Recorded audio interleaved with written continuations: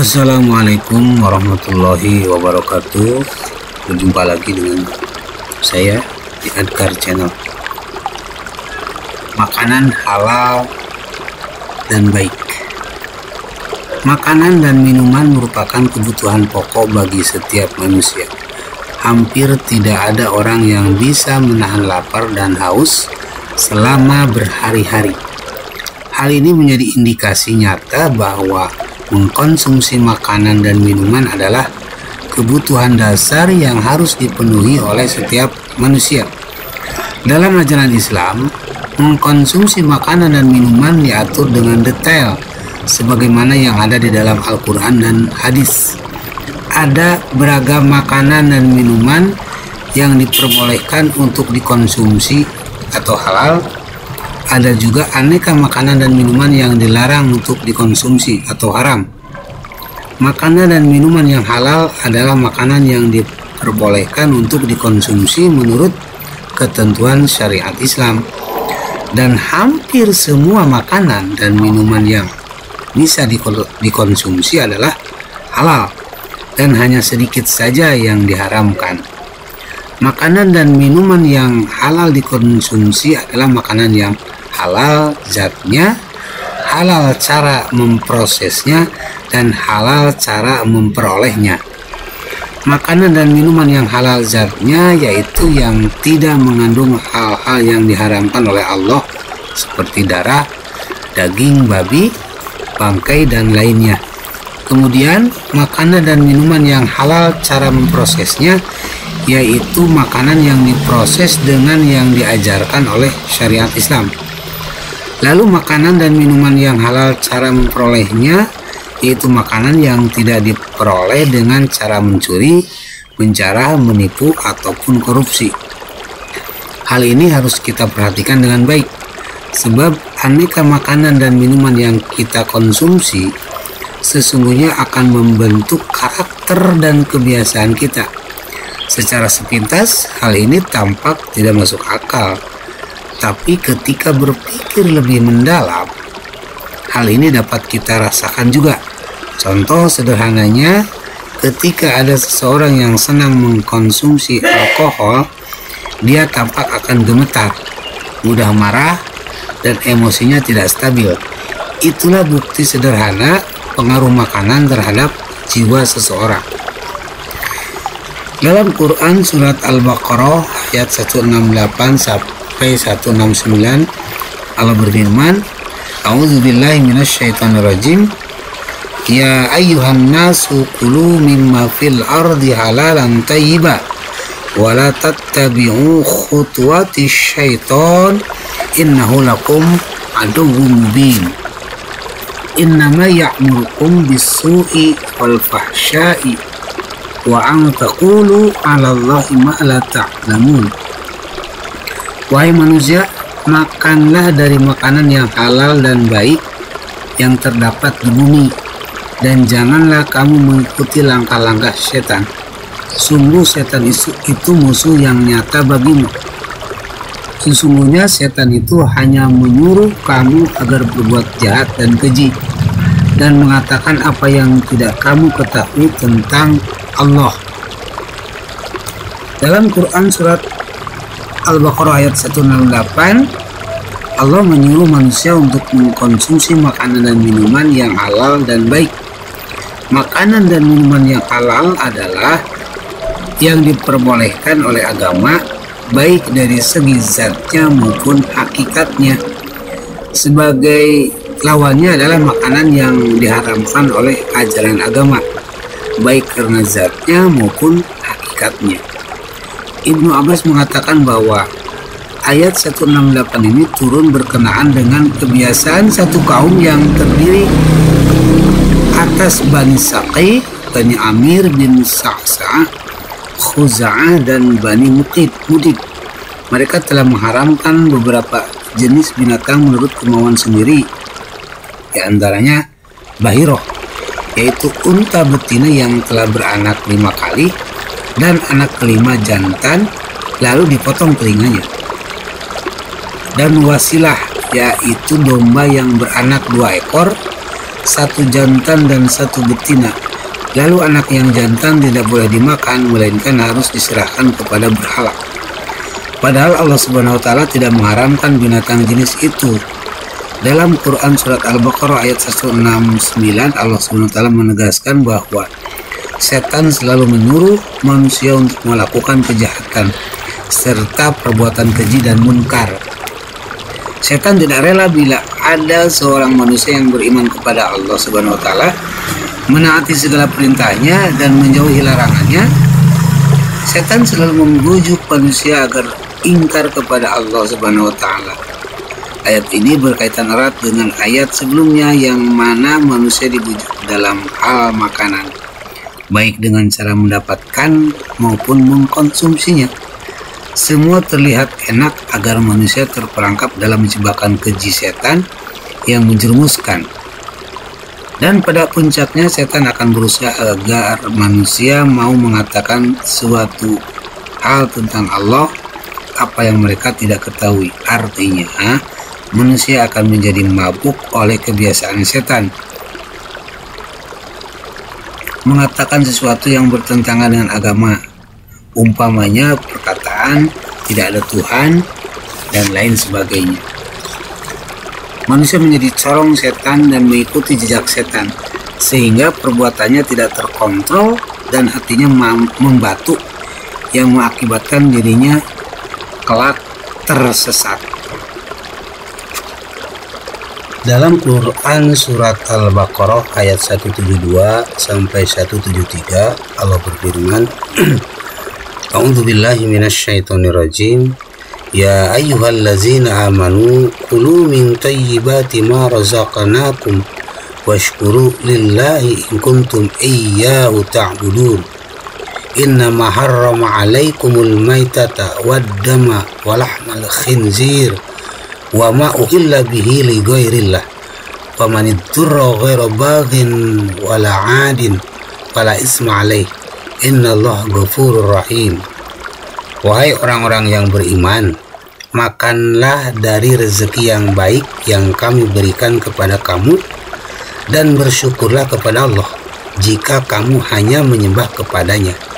Sesungguhnya Dia hanya mengharamkan atasmu bangkai, darah, daging babi, dan daging hewan yang disembelih dengan menyebut nama selain Allah. Tetapi barang siapa terpaksa memakannya, bukan karena menginginkannya, dan tidak pula melampaui batas, maka tidak ada dosa baginya. Sungguh Allah Maha Pengampun lagi Maha Penyayang. Dalam surat Al-Baqarah ayat 172, Allah memerintahkan agar manusia mengkonsumsi makanan yang baik, sebagaimana yang telah ditegaskan di dalam ayat 168. Akan tetapi, dalam ayat ini Allah Subhanahu wa taala secara khusus menyerukannya hanya kepada orang-orang yang beriman. Selanjutnya Allah menyuruh orang-orang agar selalu mensyukuri nikmat-Nya jika mereka benar-benar beribadah atau menghambakan diri kepadanya.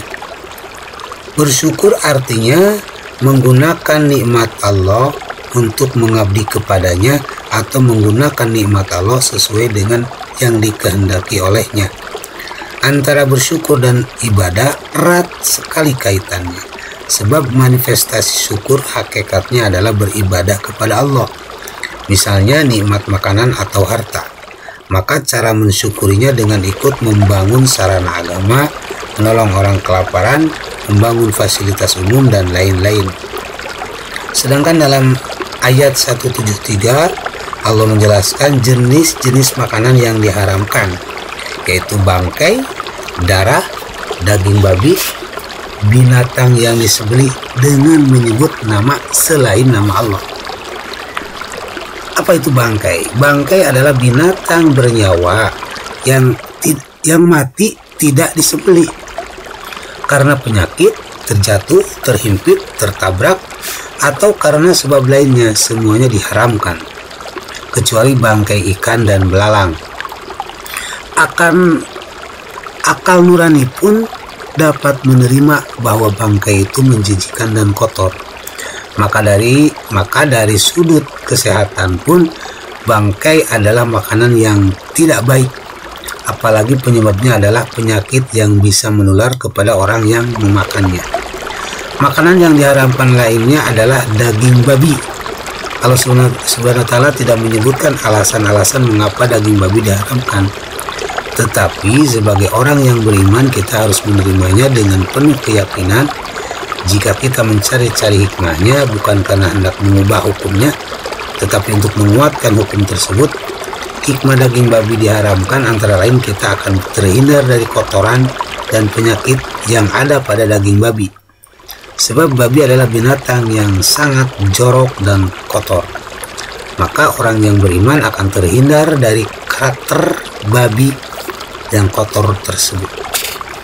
Binatang lainnya yang diharamkan adalah yang disembelih bukan karena Allah, yaitu binatang yang disembelih dengan menyebut nama selain Allah, misalnya nama berhala. Kaum penyembah berhala atau wasaniyin apabila hendak menyembelih binatang akan menyebut nama berhala seperti Lata dan Uzza dan lain-lain. Ini berarti suatu takarrub, mendekatkan diri kepada selain Allah dan menyembahnya. Semua makanan yang diharamkan di atas berlaku dalam keadaan normal, sedangkan dalam keadaan darurat maka hukumnya darurat juga. Darurat dalam masalah ini misalnya apabila tidak memakannya bisa menimbulkan kematian karena tidak ada lagi makanan selain itu, atau karena diintimidasi jika tidak mau memakannya akan dibunuh misalnya. Yang disebut ghair baghid yaitu tidak mencari-cari alasan untuk memenuhi keinginan seleranya. Sedangkan yang dimaksud dengan wala adin adalah tidak melewati batas ketentuan darurat, seperti terkandung dalam Quran surat Al-Maidah ayat 3 yang berbunyi famanidturra fi makhmasatin ghairu mutajanifin li ismin fa innallaha ghafurur rahim. Maka barang siapa yang terpaksa karena kelaparan tanpa sengaja berbuat dosa, sesungguhnya Allah Maha Pengampun lagi Maha Penyayang. Dalam hadis yang diriwayatkan oleh Imam Abu Daud, diceritakan kepada kami Muhammad bin Al-Musaffa Al-Himshi dari Muhammad bin Harb Al-Zabidi dari Al-Zabidi dari Marwan bin Ru'bah At-Taglibi dari Abdurrahman bin Auf dari Al-Mikdam bin Ma'di Karib dari Rasulullah, beliau bersabda, ketahuilah tidak halal hewan buas yang memiliki taring, keledai jinak, barang temuan dari harta orang kafir ma'ahad atau yang menjalin perjanjian kecuali tidak membutuhkannya. Dan siapapun laki-laki yang bertamu kepada suatu kaum dan mereka tidak menjamunya, maka baginya untuk menuntut ganti yang seperti jamuan untuknya. Hadis riwayat Abu Daud. Hadis tersebut menjelaskan mengenai salah satu ciri hewan yang tidak halal untuk dikonsumsi, yakni hewan buas yang bertaring. Selain itu Rasulullah juga menyebutkan secara spesifik tentang hewan yang diharamkan Allah, yakni keledai jinak, barang temuan dari orang kafir mu'ahad. Ibnu Abdul Bar dan Ibnu Qayyim Al-Jauziyah merinci ketentuan hewan tersebut. Menurut keduanya, hewan yang dimaksudkan oleh Rasulullah termasuk dalam istilah zinab. Ini adalah binatang yang memiliki taring atau kuku tajam untuk melawan manusia, termasuk juga serigala, singa, macan tutul, harimau, beruang, kera, dan yang sejenisnya. Semua itu haram dimakan, papar keduanya. Dan Imam Ibnu Abdul Bar menambahkan beberapa jenis hewan yang termasuk pada kriteria ini, yakni gajah dan anjing. Beliau bahkan tidak sekedar melarang untuk mengkonsumsi, melainkan juga menganjurkan agar tidak memperjualbelikan daging hewan tersebut sebab tidak ada manfaatnya. Siba adalah istilah lain yang untuk binatang yang menangkap binatang lainnya untuk dimakan dengan cara bengis. Syekh Yusuf Qaradawi memasukkannya ke dalam khaba'ith, yakni semua yang dianggap kotor. menjijikan, dan berbahaya dalam perasaan manusia secara umum. Kendati beberapa orang mungkin berpendapat lain. Dengan demikian, bagian apapun yang berkaitan dengan binatang ini hukumnya adalah haram, tidak terkecuali yang diterkam binatang buas lainnya dan telah dimakan sebagian dagingnya.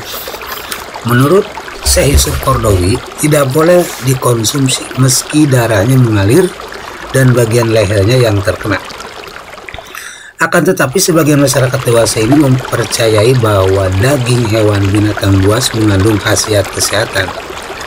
Jadilah beberapa jenis hewan buas dan bertaring justru menjadi konsumsi makanan favorit mereka.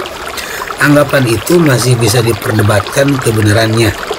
Namun berdasarkan penelitian medis, hewan-hewan ini memiliki penyakit yang sifatnya zoonosis yang dapat menular kepada manusia, yakni rabies. Menilik alasan tersebut, Islam pun melarang umat untuk mengkonsumsi hewan buas dan bertaring tadi. Hadis dari Imam At-Tirmizi, yang artinya dikatakan kepada kami oleh Abid bin Humaid dari Abu Nuaim, dari Fudail bin Marsuk, dari Adi bin Sabit, dari Abu Hazim, dari Abu Hurairah, bahwa Nabi Muhammad bersabda, "Wahai sekalian manusia, sesungguhnya Allah Maha Baik dan hanya menerima yang baik. Sesungguhnya Allah memerintahkan kamu atau kaum mukminin seperti yang diperintahkan kepada para rasul.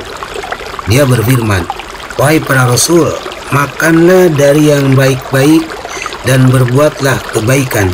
Sesungguhnya aku mengetahui yang kalian lakukan. Dia juga berfirman, hai orang-orang yang beriman, makanlah yang baik-baik dari rezeki yang kuberikan kepadamu.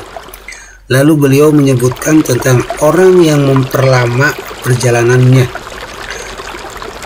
Rambutnya acak-acakan dan berdebu. Ia membentangkan tangannya ke langit sambil berdoa, Ya Rob, Ya Rabbi. Sementara makanannya haram, minumannya haram, pakaiannya haram, dan diliputi dengan yang haram. Lalu bagaimana akan dikabulkan doanya? Hadis riwayat At-Tirmizi. Hadis di atas menjelaskan bahwa salah satu kriteria dari makanan yang bisa dikategorikan halal adalah harus baik. Mengkonsumsi dan menggunakan barang-barang yang baik dan halal adalah penyebab dikabulkannya berbagai keinginan kita, sebab Allah Subhanahu wa Ta'ala selamanya tidak akan menyatukan yang baik dan yang jelek. Walaupun kebanyakan manusia lebih cenderung kepada yang jelek-jelek, Allah Subhanahu wa Ta'ala berfirman, Qul la yastawil khabisu wa tayyibu walau a'jabaka kasratal khabis fattaqullah ya ulil albab la'allakum tuflihun. Katakanlah wahai Muhammad, tidaklah sama yang buruk dengan yang baik, meskipun banyaknya keburukan itu menarik hatimu. Maka bertakwalah kepada Allah, wahai orang-orang yang mempunyai akal sehat, agar kamu beruntung. Quran Surat Al-Maidah ayat 100.